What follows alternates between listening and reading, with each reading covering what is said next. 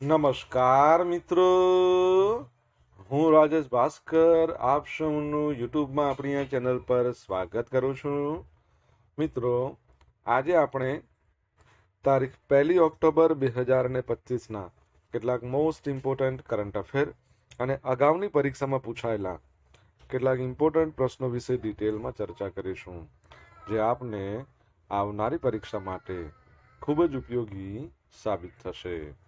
તો મિત્રો, આપ આ ચર્ચા સાથે જોડાઈ રહેજો અને વિડીયોને પહેલેથી લઈને છેલ્લે સુધી પૂરેપૂરો જોવાનો આગ્રહ રાખજો. તો ચલો મિત્રો, શરૂ કરીએ. શરૂઆત કરતા પહેલા જણાવી દઉં કે જો તમારે આપણી આ યુટ્યુબ ચેનલને સબસ્ક્રાઇબ કરવાનું બાકી હોય તો ચેનલને સબસ્ક્રાઇબ કરજો, નોટિફિકેશન બેલ આઇકોનને પ્રેસ કરીને, અને જો તમને આ વિડીયો પસંદ આવે તો વિડીયોને લાઈક કરજો. પરંતુ તમારા જેટલા પણ મિત્રો જેઓ કોમ્પિટિટિવ એક્ઝામની તૈયારી કરી રહ્યા છે એ બધા મિત્રો જોડે વિડીયોની લિંકને શેર કરવાનું ભૂલશો નહીં. ચલો તો શરૂઆત કરીએ.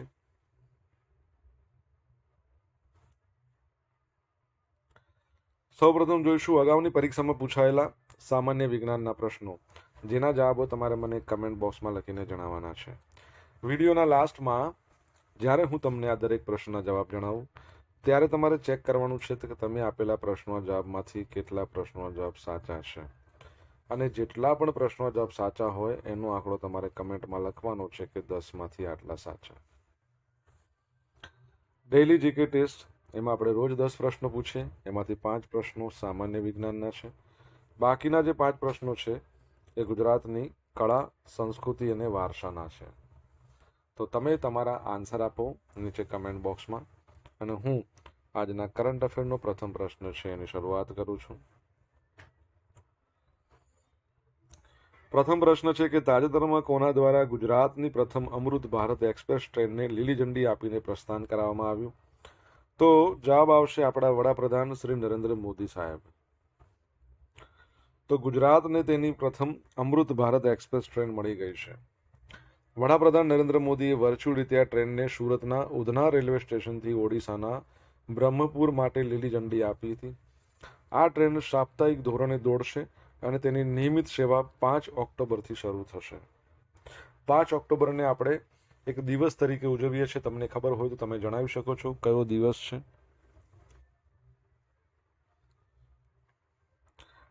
આ ટ્રેન 130થી લઈને 160 કિલોમીટર પ્રતિ કલાકની ઝડપે દોડશે અને લગભગ 30 કલાકની અંદર શું છે 30 કલાકમાં ઉધનાથી લઈને બ્રહ્મપુર સુધીની મુસાફરી પૂરી કરશે.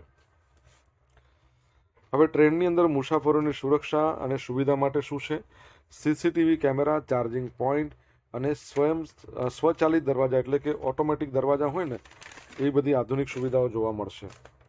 આ ટ્રેન સામાન્ય મુસાફરો માટે આરામદાયક અને સસ્તો વિકલ્પ પૂરો પાડશે. ખાસ કરીને સુરતમાં રહેતા જે ઓડિશાના હજારો પરિવારો છે ને, એને એમના વતન સાથે સીધી કનેક્ટિવિટી પૂરી પાડશે. આ ટ્રેનની શરૂઆત ફક્ત મુસાફરીની સુવિધા જ નહીં, પરંતુ આર્થિક અને સામાજિક વિકાસનો પણ એક નવો અધ્યાય ખોલશે. રેલવે મંત્રી અશ્વિની વૈષ્ણવે જાહેરાત કરી છે કે 2 મહિના બાદ આ ટ્રેનને દૈનિક ધોરણે ચલાવવાની યોજના છે. ઓકે, 2 મહિના પછી દૈનિક ધોરણે ચલાવશે. આગળ વધીએ. દર વર્ષે વિશ્વ શાકાહારી દિવસ, વર્લ્ડ વેજીટેરિયન ડે ક્યારે ઉજવવામાં આવે છે? તો આજનો દિવસ છે 1 ઓક્ટોબર, વર્લ્ડ વેજીટેરિયન ડે. તો દર વર્ષે 1 ઓક્ટોબરના રોજ મનાવવામાં આવે છે. નોર્થ અમેરિકન વેજીટેરિયન સોસાયટી દ્વારા 1977માં એની સ્થાપના કરવામાં આવી. 1978માં આંતરરાષ્ટ્રીય શાકાહારી સંઘ દ્વારા એના સમર્થનનો દિવસ છે. તે શાકાહાર જીવનશૈલીની નૈતિક, પર્યાવરણીય, આરોગ્ય અને માનવતાવાદી લાભો એના માટે જાગૃતિ લાવે છે. તમારા માટે એક દિવસ છે વર્લ્ડ વીગન ડે. ક્યારે મનાવવામાં આવે છે? આન્સર આવડે તો કમેન્ટમાં લખજો. મિત્રો, આજે આંતરરાષ્ટ્રીય કોફી દિવસ પણ છે. તો આંતરરાષ્ટ્રીય કોફી દિવસ એક પ્રસંગ કહી શકાય, જેનો ઉપયોગ કોફીને પીણા તરીકે પ્રોત્સાહન આપવા અને ઉજવણી કરવા માટે થાય છે. હવે સમગ્ર વિશ્વમાં સ્થળોની ઘટના બની રહી છે. પ્રથમ સત્તાવાર તારીખ 1 ઓક્ટોબર 2015 હતી, જે તે સમયે આંતરરાષ્ટ્રીય કોફી સંસ્થા દ્વારા સંમત થઈ અને ઇટાલીના મિલાનમાં આ શરૂ કરવામાં આવી હતી. જો અહીંયા કોફી દિવસ આવી ગયો, તમારા માટે પ્રશ્ન છે કે વિશ્વ ચા દિવસ ક્યારે મનાવીએ છીએ? કમેન્ટમાં લખો. વૃદ્ધ વ્યક્તિઓ માટેનો આંતરરાષ્ટ્રીય દિવસ એ પણ આજે છે. તો વૃદ્ધ વ્યક્તિઓનો આંતરરાષ્ટ્રીય દિવસ દર વર્ષે 1 ઓક્ટોબરના રોજ મનાવવામાં આવે છે. 14 ડિસેમ્બર 1990ના રોજ યુનાઇટેડ નેશન જનરલ એસેમ્બલીમાં નોંધાયેલા 1 ઓક્ટોબરને વૃદ્ધ વ્યક્તિઓના આંતરરાષ્ટ્રીય દિવસને 1991ના રોજ પ્રથમ વખત મનાવવામાં આવ્યો હતો. નોંધણી થઈ 1990માં. 1991માં સૌ પ્રથમ મનાવવામાં આવ્યો હતો. ઓકે, હજુ પણ એક ઇમ્પોર્ટન્ટ ડે છે જેને કહેવાય છે રાષ્ટ્રીય સ્વૈચ્છિક રક્તદાન દિવસ. તો રાષ્ટ્રીય સ્વૈચ્છિક રક્તદાન દિવસ દર વર્ષે 1 ઓક્ટોબરના રોજ ઉજવવામાં આવે છે. જ્યારે કોઈ વ્યક્તિ કોઈ આર્થિક લાભ વગર, એની લાલચની કે ઉપેક્ષા વગર સ્વેચ્છાએ રક્તદાન કરે છે એને સ્વૈચ્છિક રક્તદાન કહેવામાં આવે છે. સ્વૈચ્છિક રક્તદાન અંગે લોકોમાં જાગૃતિ લાવવા માટે, રક્તદાન સંબંધિત ખોટી માન્યતાઓને દૂર કરવા માટે રાષ્ટ્રીય સ્વૈચ્છિક રક્તદાન દિવસની ઉજવણી કરવામાં આવે છે. એક બ્લડ યુનિટમાં 350 મિલીગ્રામ લોહી લેવામાં આવે છે. એક સ્વસ્થ પુખ્ત વયના વ્યક્તિમાં શરીરમાં આશરે 4500 થી 5700 ml જેટલું લોહી હોય છે. ઓકે, તમારા માટે પ્રશ્ન, વર્લ્ડ બ્લડ ડોનર ડે ક્યારે મનાવીએ છીએ? આ તો આપણા ભારતની અંદર national voluntary blood donation day છે ને. વર્લ્ડ વાળું ક્યારે છે તમને કહો, આન્સર આવડતો હોય તો.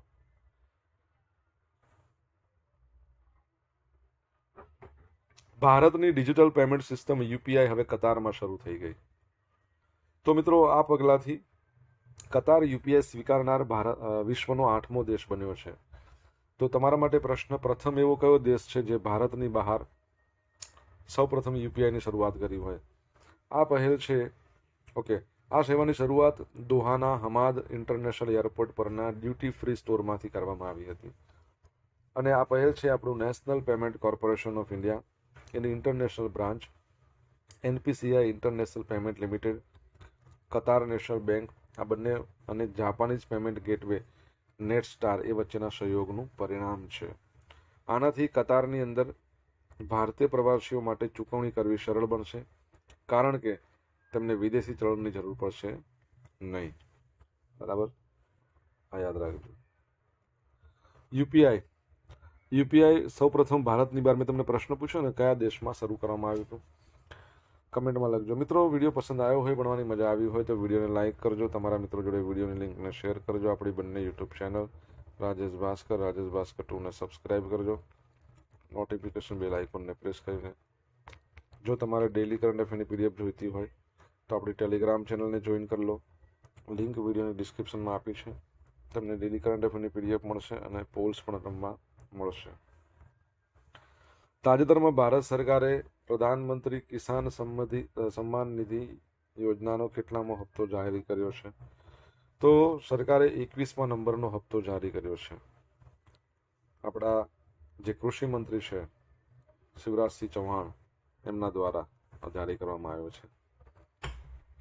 તો ભારત સરકારે પ્રધાનમંત્રી કિસાન સન્માન નિધિ પીએમ કિસાન યોજનાનો 21મો હપ્તો જારી કર્યો, જેમાં તાજેતરમાં ગંભીર પૂર અને ભૂસ્ખલનથી પ્રભાવિત રાજ્યો હિમાચલ પ્રદેશ, પંજાબ, ઉત્તરાખંડ, એમના ખેડૂતોને પ્રાથમિકતા આપવામાં આવી છે.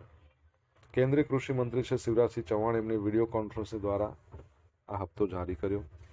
આ હપ્તામાં 27 લાખથી વધુ ખેડૂતો, જેમાં 2.7 લાખ મહિલા ખેડૂતનો સમાવેશ થાય છે, એમના માટે કુલ 540 કરોડથી વધુ રકમનું વિતરણ કરવામાં આવ્યું. દરેક પાત્ર ખેડૂતને રૂપિયા 2000 કરોડ મળ્યા છે. આ રકમનો હેતુ તાત્કાલિક ઘર ખર્ચ પૂરો કરવા, આગામી વાવણીની સિઝન માટે બિયારણ અને ખાતર ખરીદવામાં ખેડૂતોને મદદ કરવાનો છે. આ પહેલા વડાપ્રધાને આ 3 રાજ્યો હિમાચલ, પંજાબ, ઉત્તરાખંડ માટે રૂપિયા 4300 કરોડના વ્યાપક રાહત પેકેજની જાહેરાત કરી હતી. પીએમ કિસાન આ હપ્તા ઉપરાંતની મદદ છે, એક્સ્ટ્રા છે, એવું નથી કે એમાં કાઉન્ટ કરી છે. મને કહો, પીએમ કિસાન યોજના લોન્ચ ક્યારે કરવામાં આવી હતી, એટલે કયા વર્ષમાં? ખાલી વર્ષ કહો, તમને આન્સર આવડે તો. ભારતની કઈ સંસ્થાને યુએનના એઆઈ સેન્ટર ઓફ એક્સલન્સ તરીકે નામાંકિત કરવામાં આવી છે? તો જવાબ આવશે આઈઆઈટી મદ્રાસ. કઈ છે? મદ્રાસ.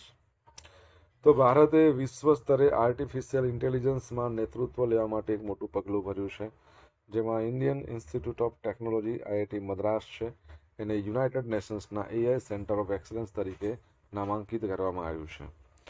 IIT મદ્રાસની વાત કરીએ, તમને ખબર છે 1959માં એની સ્થાપના થઈ.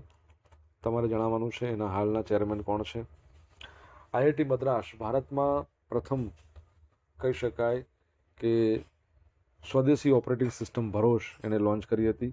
સેપ્ટિક ટાંકી સાફ કરવા માટે એક રોબોટ બનાવ્યો હતો હોમોસેપ નામનો, બરાબર. અને આ ઉપરાંત યાદ રાખજો કે નિયોબોલ્ટ નામની ઇલેક્ટ્રિક વ્હીલચેર બનાવી હતી, જે 25 કિલોમીટરની રેન્જ આપે અને 25 કિલોમીટરની મેક્સિમમ સ્પીડ. અને ભારતમાં હાઇપરલૂપ, જેની શરૂઆત મુંબઈથી પુણે થવાની છે, એના માટે પણ કામ કરી રહી છે IIT મદ્રાસ. 3D પ્રિન્ટેડ ઘર સૌપ્રથમ એના પરિસરમાં બનાવવામાં આવ્યું હતું. અને બીજી બહુ મહત્વની બાબત છે, નેશનલ ઇન્સ્ટિટ્યુશનલ રેન્કિંગ ફ્રેમવર્કમાં ઓવરઓલ કેટેગરીમાં સૌથી બેસ્ટ સંસ્થા IIT મદ્રાસ. આ નામાંકન કોણે કર્યું છે? તો આપણા માહિતી મંત્રાલય છે એના તરફથી કરવામાં આવ્યું છે, જેના મંત્રી અશ્વિની વૈષ્ણવ છે. ન્યુયોર્કમાં આયોજિત સંયુક્ત રાષ્ટ્રના એક ઉચ્ચ સ્તરીય કાર્યક્રમમાંની જાહેરાત કરવામાં આવી. આ પગલું AI ક્ષમતા નિર્માણ, કૌશલ્ય વિકાસ, સર્વસમાવેશક ડિજિટલ વિકાસ પ્રત્યે ભારતની વધતી પ્રતિબદ્ધતા દર્શાવે છે, ખાસ કરીને ગ્લોબલ સાઉથના દેશો માટે.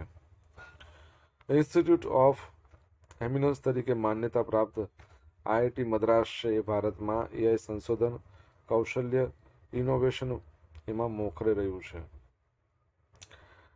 United Nations centre of excellence તરીકે તેનું નામાંકન United Nations office four digital and emerging ટેકનોલોજીની વૈશ્વિક AI હબનું નેટવર્ક બનાવવાની આ જે પહેલ છે એનો એક ભાગ છે, બરાબર. તો આ યાદ રાખજો. આગળ વધીએ. નેપાળમાં મતદાન કરવાની ઉંમર 18થી ઘટાડીને 16 વર્ષ કરવામાં આવી છે. તો વચગાળાની સરકાર છે એના પ્રાઇમ મિનિસ્ટર સુશીલા કાર્કી દેશને સંબોધન કરતા ચૂંટણી માટે મતદાન નિયમો ફેરફાર કરવાની ઘોષણા કરી છે. જેનજી આંદોલન થયા બાદ મતદાનની ન્યૂનતમ ઉંમર 18થી ઘટાડીને 16 વર્ષ કરી દીધી છે. જેનજી આંદોલન બાદ સરકારે વધુમાં વધુ યુવાનોને મતદાન પ્રક્રિયામાં ભાગીદાર કરવા માટેનો નિર્ણય લીધો છે.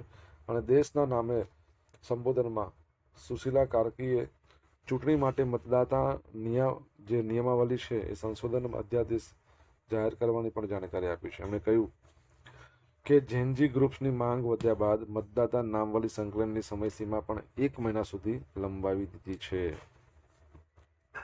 ઓકે, તમને ખબર હોય નેપાળની વાત કરીએ તો નેપાળમાં જેના પૂર્વ જે પ્રાઇમ મિનિસ્ટર હતા એમને પદ છોડવું પડ્યું, પ્રેસિડેન્ટને પણ રાજીનામું આપવું પડ્યું હતું. આંદોલનો થયા હતા. સોશિયલ મીડિયાની જે કહી શકાય વેબસાઇટ અને બધા સોશિયલ મીડિયા પર એ લોકોએ બેન કરી દીધો હતો, વેબસાઇટ અથવા એપ્લિકેશન તમે ગમે તે. ઓકે, કેપિટલ કાઠમંડુ છે, પર્યટન રાજધાની પોખરા છે, બરાબર છે. આગળ વધીએ. સોશિયલ મીડિયાના માધ્યમથી મારી જોડે કનેક્ટ રહી શકો છો. ઇન્સ્ટા આઈડી છે આપણું rajesh.i.bhaskar, ફેસબુક આઈડી છે RI ભાસ્કર અને ટેલિગ્રામ ચેનલ છે રાજેશ ભાસ્કર, જ્યાં તમને ડેલી કરંટ અફેરની PDF મળશે અને પોલ્સ પણ રમવા મળશે.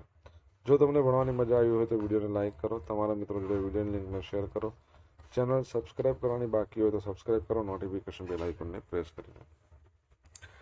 ભારતીય રેલવે ટૂંક સમયમાં 2 વંદે ભારત સ્લીપર ટ્રેન શરૂ કરશે. ઓહો, પ્રશ્નમાં જ જવાબ આવી ગયો. બોલો, એ કેટલી લખવાનું હતું, શું આવશે? કેટલી. તો જવાબ આવી ગયો છે 2. કેટલી? 2. તો રેલવે મંત્રી અશ્વિની વૈષ્ણવ છે એમણે જાહેરાત કરી દીધી છે કે ભારતીય રેલવે ટૂંક સમયમાં 2 વંદે ભારત સ્લીપર ટ્રેન શરૂ કરશે. આ બંને ટ્રેનો એક સાથે શરૂ કરવામાં આવશે, જે રાત્રિ પ્રવાસ માટે નિયમિત સેવાઓ આપી શકાય. એમાં વંદે ભારત સ્લીપર ટ્રેનની વિશેષતા શું છે? આ ટ્રેનોને ભારત અર્થ મૂવર્સ લિમિટેડ દ્વારા ઇન્ટિગ્રલ કોચ ફેક્ટરી ટેકનોલોજીનો ઉપયોગ કરીને બનાવવામાં આવી છે. ટોટલ 16 કોચ હશે. જો ભારત અર્થ મૂવર્સ લિમિટેડની વાત કરીએ, 1964માં સ્થાપના, હેડક્વાર્ટર બેંગલુરુમાં છે, ચેરમેન એન્ડ મેનેજિંગ ડિરેક્ટર તમારે મને કહેવાને છે. મિત્રો, આપણે આગળ પેલું ભણ્યા ને ભૂટાનનું, નેપાળનું મતદાનની ઉંમર 18થી 16 કરી, તો અગાઉ પણ આપણે ભણ્યા હતા કે કોઈ એક દેશ છે જેમાં પણ એવું જ કરવામાં આવ્યું હતું કે મતદાન કરવાની ઉંમર એ લોકો ઘટાડશે. કોઈ તમને જવાબ આવડતો હોય તો તમે કમેન્ટ બોક્સમાં લખી શકો છો એનો જવાબ. હવે મિત્રો 1128 મુસાફરોને આ લઈ જશે અને મહત્તમ સ્પીડ 180 કિલોમીટર પર અવર્સ, જે તેને દેશની સૌથી ઝડપી રાત્રિ ટ્રેન સેવામાંની એક બનાવશે. પ્રથમ ટ્રેને તમામ પરીક્ષણ સફળતાપૂર્વક પૂરા કરી લીધા છે. બીજી ટ્રેન આવતા મહિનાના મધ્ય સુધીમાં તૈયાર થવાની સંભાવના. તહેવારો માટે ખાસ ટ્રેન પણ મિત્રો રેલવે મંત્રીએ 1 ઓક્ટોબરથી આજથી લઈને 15 નવેમ્બર દરમિયાન દિવાળી અને છઠ જેવા તહેવારોમાં મુસાફરોની ભીડને ધ્યાનમાં રાખીને 12,000 વિશેષ ટ્રેનો દોડાવવાની પણ જાહેરાત કરી દીધી છે. ઇન્ટરનેશનલ મોનિટરિંગ ફંડ એના જે ચીફ છે એમણે ડેનિયલ કાઝને નંબર 2 લીડર તરીકે પ્રસ્તાવિત કર્યા છે. તો ઇન્ટરનેશનલ મોનિટરિંગ ફંડના હાલના જે એમડી છે ક્રિસ્ટલિના જોર્જીવા, અમેરિકાના ટ્રેઝરીના અધિકારી છે ડેનિયલ કાઝ, અને આગામી ફર્સ્ટ ડેપ્યુટી મેનેજિંગ ડિરેક્ટર તરીકે પ્રસ્તાવિત કર્યા છે. આ ઇન્ટરનેશનલ મોનિટરિંગ ફંડનું બીજા ક્રમનું સૌથી ઉચ્ચ પદ છે. પહેલા ક્રમનું આ. ડેનિયલ કાઝનો જન્મ થયો હતો ડિસેમ્બર 1987માં. હાલમાં યુએસની ટ્રેઝરી સેક્રેટરી સ્કોટ બેસેન્ટ એના ચીફ ઓફ સ્ટાફ તરીકે ફરજ બજાવી રહ્યા છે. આર્થિક નીતિના ક્ષેત્રમાં એક દાયકાથી વધુ અનુભવ ધરાવતા તેઓ સ્થાનિક અને આંતરરાષ્ટ્રીય નાણાકીય બાબતોમાં એક મુખ્ય સલાહકાર તરીકે કામ કરે છે. ઇન્ટરનેશનલ મોનિટરિંગ ફંડ 1944માં એની સ્થાપના થઈ. ન્યુયોર્કમાં હેડક્વાર્ટર છે, વોશિંગ્ટન ડીસીમાં હેડક્વાર્ટર છે, અને એના એમડી છે એમનું નામ શું છે? ક્રિસ્ટલિના જોર્જીવા. પૂર્વ જેના ફર્સ્ટ ડેપ્યુટી મેનેજિંગ ડિરેક્ટર હતા, જેમની આપણે વાત કરીએ તો તેઓ આપણા ભારતીય મૂળના ગીતા ગોપીનાથ, જેઓ હાર્વર્ડ યુનિવર્સિટીમાં ભણાવવા માટે એમણે પદ પરથી રાજીનામું આપી દીધું હતું. અગાઉની પરીક્ષામાં પૂછાયેલા સામાન્ય વિજ્ઞાનના પ્રશ્નો. પહેલો પ્રશ્ન, સૂર્યના કિરણો વડે થતી સારવારને શું કહેવાય? હિલિયોપેથી. આહારના મૂળભૂત ઘટકોને ખાલી જગ્યા કહેવાય છે? પોષક ઘટકો. 1 ગ્રામ કાર્બોદિત પદાર્થ આશરે કેટલા કિલો કેલરી શક્તિ પૂરી પાડે છે? 4. સૂર્યના તાપમાનનું માપન કયા સાધનથી થાય? સૂર્યના, તો પાયરોમીટર.